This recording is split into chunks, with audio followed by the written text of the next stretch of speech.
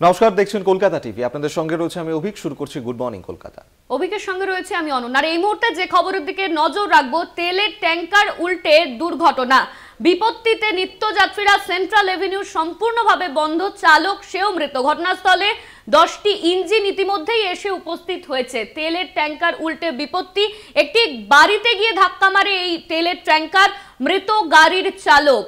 একেবারে এবং সেই ছবি এই মুহূর্তে দেখাচ্ছে। আরো বিস্তারিত জানবো, দুর্গাদাস বন্দ্যোপাধ্যায় আমাদের সঙ্গে টেলিফোনে রয়েছেন প্রতিনিধি। দুর্গা, কি অবস্থা এই মুহূর্তে সেখানে? দেখো, তুমি জানো যে আজ সকালেই ভয়াবহ অগ্নিকাণ্ডের ঘটনা শহর কলকাতাতে। যেটা জানা যাচ্ছে যে একটি তেলের ট্যাঙ্কার এবং একটি লরি যখন ধর্মতলার অভিমুখে আসছিল চিত্তরঞ্জন অ্যাভিনিউ ধরে, ঠিক মোহাম্মদ আলী পার্কের কাছে তেলের ট্যাঙ্কারটি নিয়ন্ত্রণ হারিয়ে ঠিক তার অপোজিটে একটি পুরাতন বাড়িতে গিয়ে, বাড়ির রেলিং এ গিয়ে ধাক্কা মারে এবং তারপরে গাড়িটি উল্টে যায় এবং সেখান থেকে তেল বেরোতে থাকে এবং সেই তেলে সঙ্গে সঙ্গে আগুন ধরে যায় এবং আগুনের তীব্রতা এতটা বেশি ছিল যে বাড়িটিকেও কিন্তু গ্রাস করে ফেলে আগুন। সঙ্গে সঙ্গে ঘটনাস্থলে প্রথমে 2টি, পরে 8টি এবং তারপরে আরো 2টি ইঞ্জিনকে ছুটে আসতে হয় আগুন নেভানোর কাজে। যদিও এই তেলকে জল দিয়ে নেমানোর ক্ষেত্রে প্রতিবন্ধকতা থাকার কারণে তাদেরকে ফোম ইউজ করতে হয় এবং এই ঘটনা যখন আগুন কিছুটা আয়ত্তে আসে তখন দেখা যায় যে গাড়ির চালক অর্থাৎ তেলের ট্যাঙ্কারের চালক সে কিন্তু মৃত অবস্থায় তার দেহ পাওয়া যায়। তাকে ময়না তদন্তের জন্য পাঠানো হয়েছে। এলাকা জুড়ে পুলিশ কর্ডন করে রেখেছে এবং সেখানে যান চলাচল পুরোটাই স্তব্ধ হয়ে যায় এবং পাশাপাশি যে লরিটি ছিল সেই লরিটি পালিয়ে যায়। তাকে বেশ কিছুটা দূরে তাকে ধরা হয়। কলকাতা পুলিশ সেটা ধরা পড়ে। এলাকাটাকে কলকাতা পুলিশের বিরাট বাহিনী ঘিরে রেখেছে। তবে কিভাবে এই ঘটনা ঘটলো এবং এই ঘটনার আকস্মিকতার জেরে মানে ইতিমধ্যেই কলকাতা ট্রাফিক পুলিশের পক্ষ থেকে বিভিন্ন বিষয়টিকে সিসিটিভি ক্যামেরার ফুটেজ দেখা হচ্ছে এবং যাতে আগামী দিনে এই ধরনের ঘটনা আর না ঘটে তার জন্য বিভিন্ন ধরনের ব্যবস্থা দিয়েও নেওয়া হচ্ছে বলে ইতিমধ্যে লালবাজার সূত্রে জানা গিয়েছে। তাই আরো বড় সড়ো কোনো অগ্নিকাণ্ডের ঘটনা যে এই তেলের ট্যাঙ্কারটিকে ঘটতে পারতো সেইটা আশঙ্কাতেই কিন্তু এলাকাবাসী মনে করছে যে যদি ভবিষ্যতে এই ধরনের ঘটনার পুনরাবৃত্তি ঘটে তাহলে এইরকম ঘিঞ্জি বসতিপূর্ণ এলাকা কিন্তু বড় সড়ো মানে অগ্নিকাণ্ডের ঘটনা ঘটবে। সেক্ষেত্রে প্রচুর মানুষের প্রাণহানির ঘটনা ঘটবে, ক্ষয়ক্ষতির ঘটনা ঘটবে। একেবারে আপাতত ধন্যবাদ তোমায়। দুর্গাদাস বন্দ্যোপাধ্যায় আমাদের সঙ্গে টেলিফোনে ছিলেন প্রতিনিধি।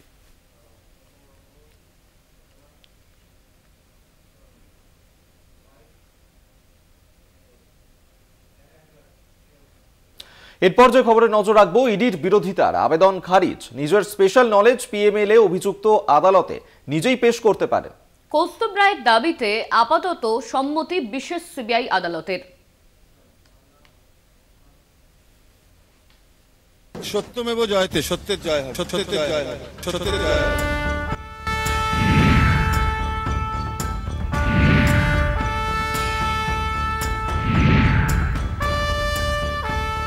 পিএমএলএ আইনের মাইলস্টোন রায়, বিজয় মদনলাল চৌধুরী বনাম ভারত সরকার, সেই রায়ের অংশবিশেষ এদিন আদালতে পেশ। যদিও এই বক্তব্য পেশ করার আগে তীব্র বিরোধিতা এনফোর্সমেন্ট ডিরেক্টরেটের। ভাস্কর প্রসাদ বন্দ্যোপাধ্যায়, ইডির আইনজীবী, অভিযুক্তের আইনজীবী এজলাসে হাজির থাকতে অভিযুক্ত নিজে বক্তব্য পেশ করতে পারেন না। কৌস্তুভ রায়, ধর্মাবতার, পিএমএলএ আইন অনুযায়ী অভিযুক্ত অভিযোগ খণ্ডনে নিজের পার্সোনাল নলেজ আদালতে পেশ করতে পারেন। বিজয় মদনলাল চৌধুরী বনাম ভারত সরকার মামলায় সুপ্রিম কোর্ট তা স্পষ্ট করে দিয়েছে। আদালতে রায়ের কপি পেশ করে কৌস্তুভ রায় বলেন, ভারতীয় ফৌজদারি আইনের থেকে পিএমএলএ আইন সম্পূর্ণ ভিন্ন। পিএমএলএ আইনের 24 নম্বর ধারায় পরিষ্কার বলা আছে, অভিযুক্তকেই তার বিরুদ্ধে অভিযোগকে প্রমাণ করতে হবে। তাই বিজয় মদনলাল চৌধুরী বনাম ভারত সরকারের মামলায় অভিযোগ খণ্ডনে অভিযুক্ত তাঁর পার্সোনাল নলেজ আদালতে পেশ করতে পারেন। সেই সুযোগ তাঁর প্রাপ্য। ভারতীয় সাক্ষ্য আইন অনুযায়ী অভিযুক্তের এই অধিকার আছে। এমনকি তিনি তদন্তকারী সাক্ষীকে জেরাও করতে পারেন। অভিযুক্ত অভিযোগ খণ্ডনে পার্সোনাল নলেজ থেকে প্রয়োজনে প্রমাণও পেশ করতে পারেন। এনফোর্সমেন্ট ডিরেক্টরেট সম্প্রতি আমার অফিসে 4 ব্যক্তিকে সমন পাঠিয়েছে। এদের মধ্যে 2জন বহুদিন আগেই চাকরি ছেড়ে গিয়েছেন। আরেকজন নেহাতি টেকনিক্যাল পার্সন, বেতন 25 থেকে 30,000 টাকা। তিনি কোম্পানি হিসেব নিকেশ সংক্রান্ত কোনো তথ্য সম্পর্কেই অবগত নন। আসলে কোম্পানিতে অচলাবস্থা তৈরি করার জন্য এমন পদক্ষেপ করা হচ্ছে। এর আগে আরেকটি কেন্দ্রীয় তদন্তকারী সংস্থা এই সংস্থার এক বয়স্ক ব্যক্তিকে তুলে নিয়ে গিয়ে 10 মাস আটকে রেখেছিল। সেখানেই অসুস্থ হয়ে তিনি মারা যান। বিজয় মদনলাল চৌধুরী মামলায় 150 পাতা বড়জোর ওনারা পড়ছেন, তারপর কি আছে দেখছেন না। আমার দুটো সম্পত্তি বাজেয়াপ্ত করে রাখা হয়েছে, যেসব হিসেব চাওয়া হয়েছিল দেওয়া হয়েছে। তারপরেও ওরা 2023 সালে কোম্পানির ব্যালেন্স শিট চেয়ে পাঠিয়েছে, অথচ ওই ব্যালেন্স শিট অনলাইনে পাওয়া যায়, ডাউনলোড করেও নেওয়া যায়। সওয়াল করেন কৌস্তুভ রায়। এছাড়াও গ্রেফতার সংক্রান্ত বিষয়ে ইডি নির্দিষ্ট নিয়ম মানছে না। পিএমএলএ আইনের 19-এর 1 ধারা সঠিকভাবে না মেনেই গ্রেফতার করা হচ্ছে।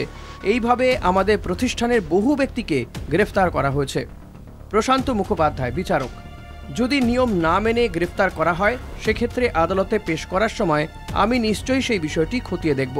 এ বিষয়ে আদালত আপনাকে আশ্বস্ত করছে। আপনার বা কোনো অভিযুক্তের আইনি বা সাংবিধানিক অধিকার যদি ক্ষুণ্ণ হয়ে থাকে, তাহলে সেই অভিযোগ আদালত অবশ্যই শুনবে। আইনকে নিশ্চিতভাবে অন্য রকমভাবে ব্যবহার করার সুযোগ নেই। এক্ষেত্রে তা হয়েছে কিনা আদালত অবশ্যই খতিয়ে দেখবে, কারণ আদালত আদতে আইনের রক্ষক।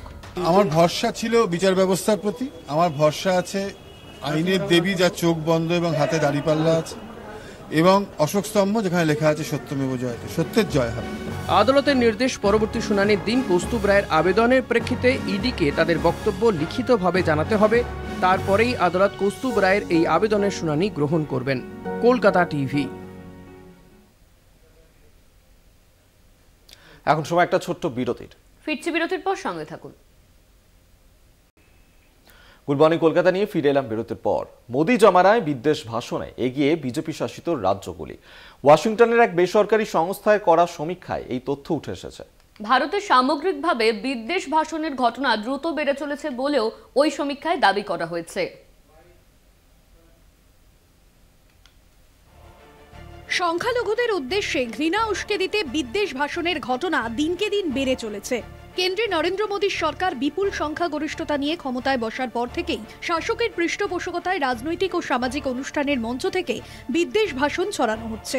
দেশের বিরোধী দলগুলি এতদিন এই নিয়ে বিজেপি তথা সংঘ পরিবারের ধর্মীয় বিভাজনের নীতির বিরুদ্ধে সরব হয়ে এসেছে।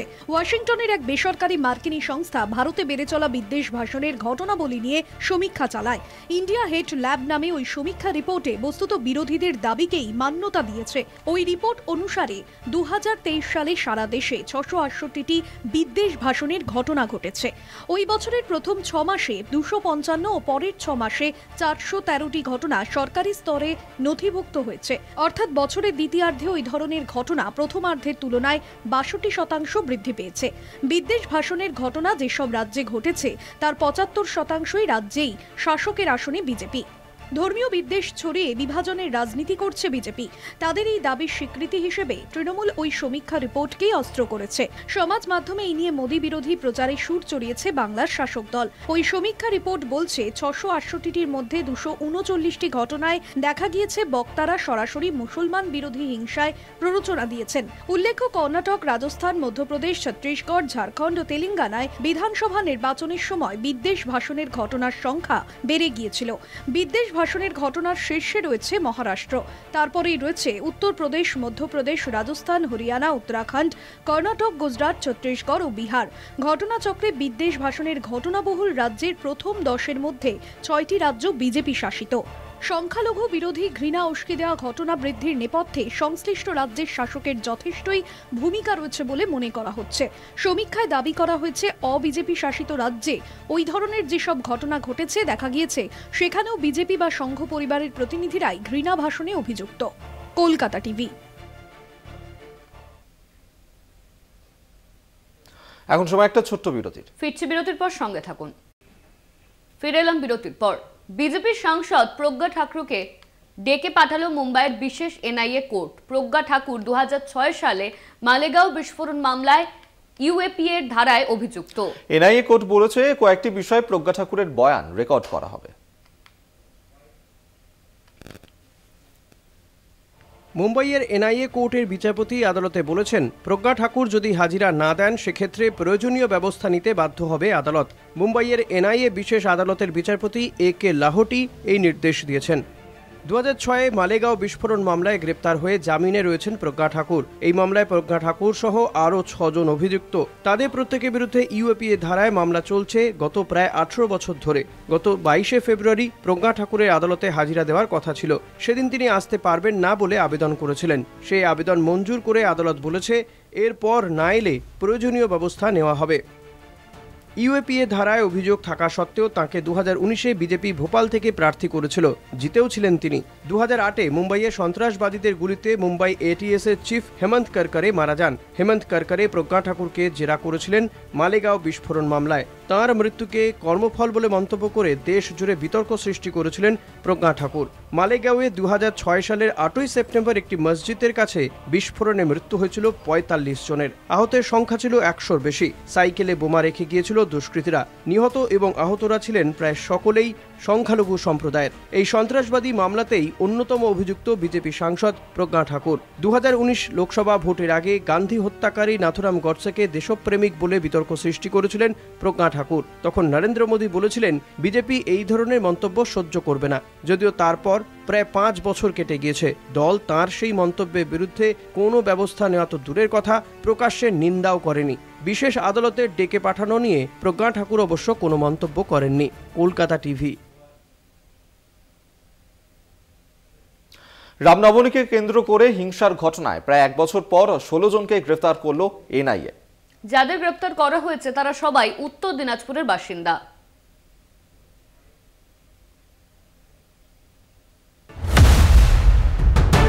গত বছরের 30শে মার্চ রামনবমীর শোভাযাত্রাকে কেন্দ্র করে রাজ্যের একাধিক জায়গায় সাম্প্রদায়িক হিংসার ঘটনা ঘটে।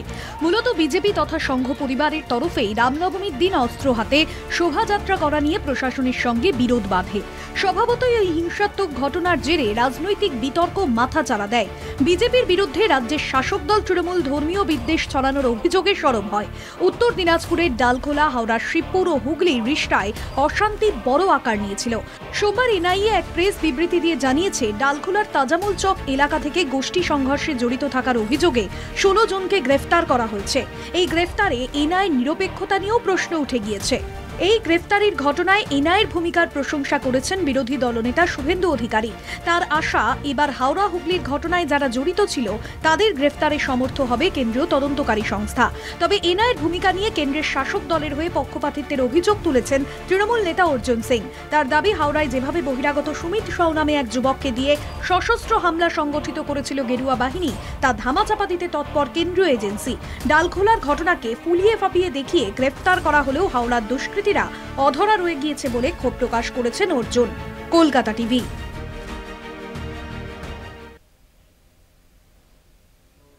গুড মর্নিং কলকাতা এই পর্যন্তই। দেখতে থাকুন কলকাতা টিভি, রাত দিন 7 দিন।